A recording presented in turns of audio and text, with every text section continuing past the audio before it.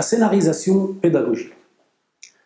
On peut définir la scénarisation pédagogique comme étant le découpage du contenu pédagogique en séquences selon les objectifs généraux et spécifiques. La scénarisation est donc avant tout un travail de conception de contenu, d'organisation des ressources, de planification de l'activité et des médiations pour accompagner l'apprentissage. Alors, quels sont les objectifs de ce module?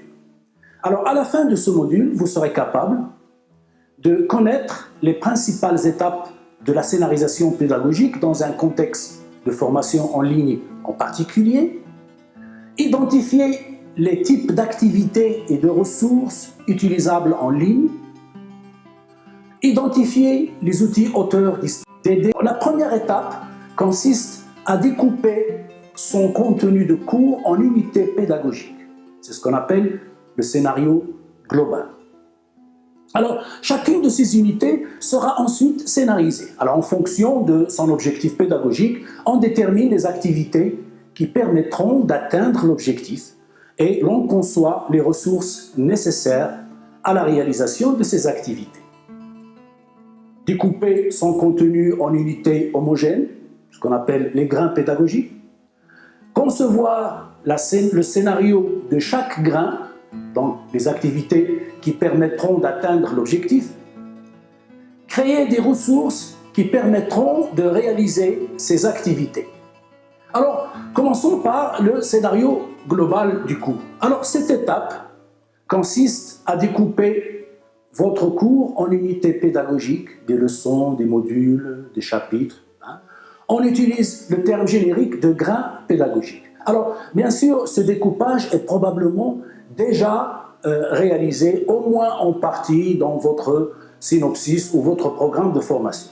Alors, il a pour point de départ une analyse des besoins. Quels sont les objectifs? Quels sont les contenus pédagogiques? Quelles sont les modalités de formation? Quel est le public cible? Et quelles sont ses caractéristiques? Niveau, compétences, etc. Quelles seront les situations pédagogiques? Donc, lorsqu'on parle de grains pédagogiques, on parle de granularisation.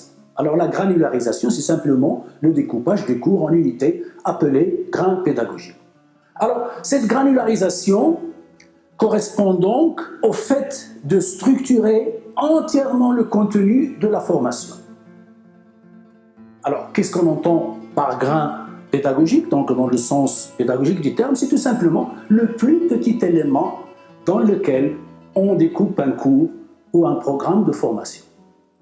Alors, le grain pédagogique correspond à un objectif pédagogique bien identifié. Il constitue en lui-même une unité cohérente et autonome.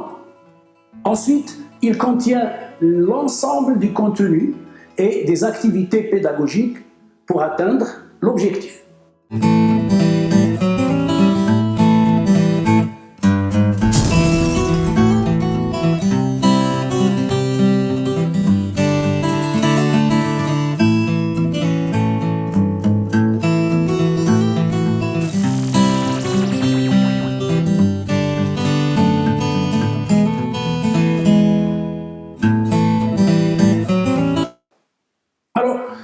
D'un point de vue technique, mais ça concerne ce qu'on appelle le LMS, donc la plateforme. Alors, le grain peut être implanté dans une plateforme de formation de type Moodle ou autre et comporte en lui-même toutes les informations qui lui permettent de communiquer avec cet environnement. Par exemple, le titre, l'objectif, le taux de réussite, la durée, etc. Alors, la démarche, quelle est la démarche? Tout d'abord, formuler les objectifs. Alors, chaque grain doit correspondre à un objectif précis et clairement formulé. Alors, le découpage peut être guidé par différentes approches, une approche thématique, chronologique, par difficulté croissante, etc. Alors, la question à se poser alors est que devront savoir et savoir-faire les apprenants à la fin de ce grain? Ensuite, définir les activités. Alors, chaque grain doit comporter une ou plusieurs activités conçues pour atteindre les objectifs. Alors, la question à se poser est comment les apprenants vont-ils apprendre et s'exercer?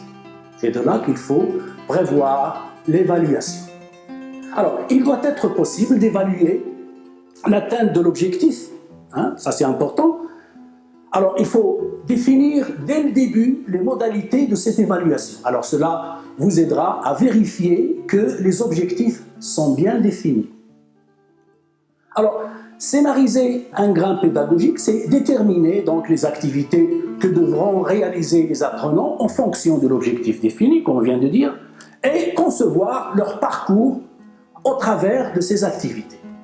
Alors, ce parcours peut être plus ou moins imposé, de forme linéaire, parcourir les étapes dans un ordre préétabli, ou bien libre, c'est-à-dire que l'apprenant choisit lui-même dans quel ordre il va les effectuer. Alors, les plateformes d'enseignement à distance, généralement, favorisent la conception de parcours libres, donc s'appuyant sur l'autonomie des apprenants. Cependant, rien ne vous empêche de leur proposer un plan d'études indiquant un ordre de réalisation bien précis. Alors, en parlant d'activités, quelles activités peut-on imaginer? Alors, on peut distinguer en général 4 grandes catégories d'activités. La consultation de documents, un texte à lire, une vidéo à regarder, etc. Exercices autocorrigés, généralement de type QCM ou autre. Exercices ou production en groupe.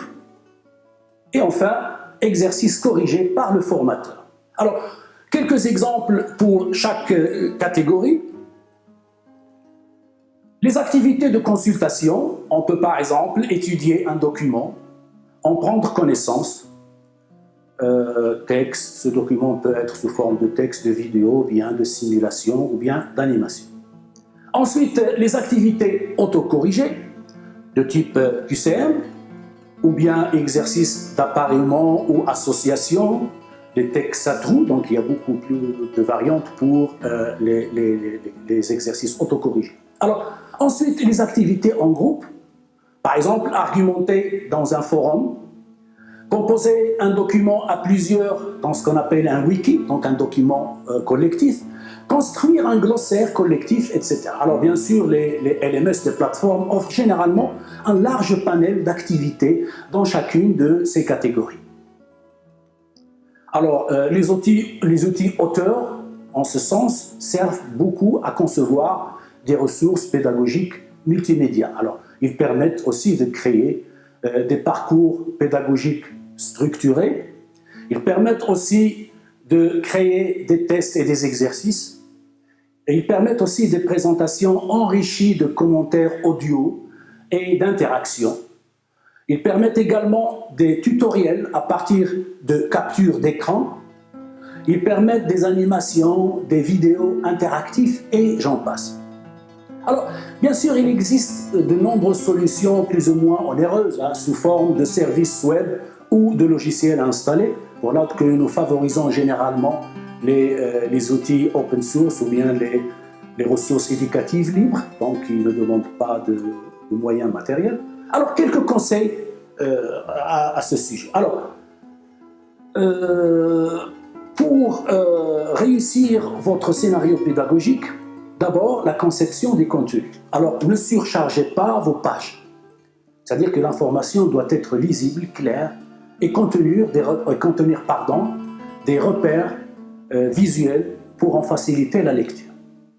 Ensuite, la variété des médias permet de rendre la ressource plus attrayante et renforce l'efficacité pédagogique. Mais il faut veiller à leur cohérence et à leur pertinence. C'est-à-dire que chaque élément présent doit avoir du sens pour l'apprenant et servir l'objectif pédagogique. En ce sens, il faut éviter des éléments parasites sans rapport directement avec le contenu. Ensuite, éviter d'avoir plusieurs médias actifs en même temps. Par exemple, une animation et une vidéo ou un texte à lire et un commentaire audio différent.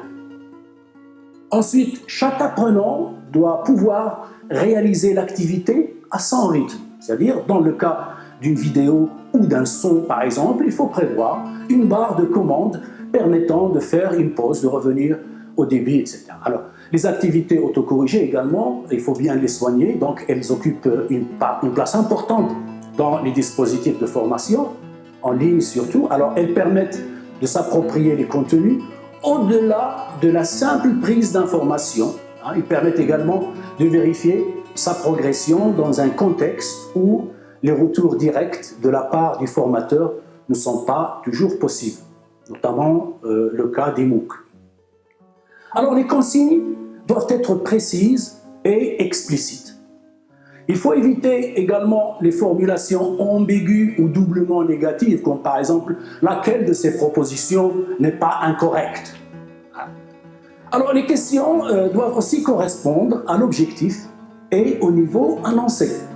Donc éviter par exemple des questions pièges qui ne feraient que décourager les apprenants. Alors, dans le cas d'un QCM, la bonne réponse ne doit pas sembler évidente, du simple fait de sa formulation. Ensuite, rédiger avec soin les rétroactions, ce qu'on appelle les feedbacks. Ce sont les commentaires affichés en retour des réponses données. Alors justement, à propos de ces rétroactions ou ces feedbacks, il faut les formuler de façon constructive. Non pour stigmatiser une erreur, mais pour permettre de la corriger et de progresser. Dans ce sens, il faut apporter des éléments de compréhension, inviter à revoir une partie du cours, etc.